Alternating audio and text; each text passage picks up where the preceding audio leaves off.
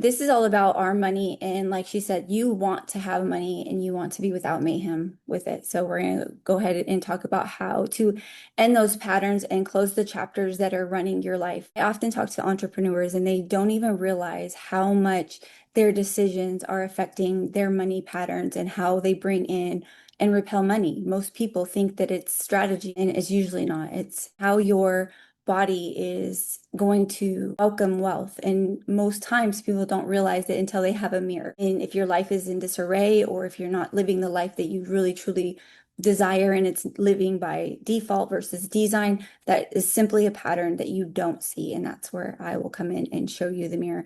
I believe that suffering is optional. And so I'm going to show you how the suffering is optional.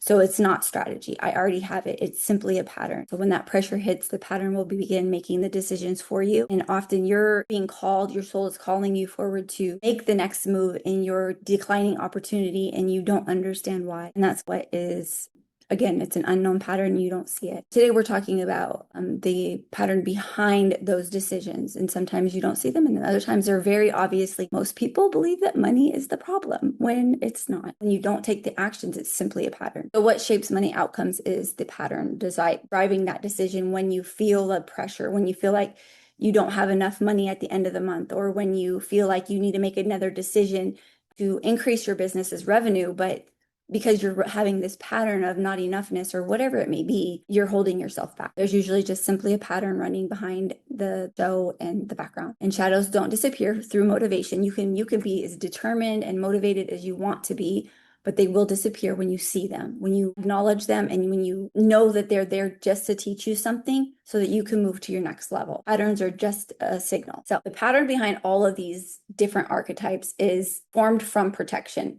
because all we want to do as humans is survive. And when we have these patterns, they're used to the comfort and the stability. So when you try to move forward or you want to move forward, those patterns are going to show up and try to keep you down.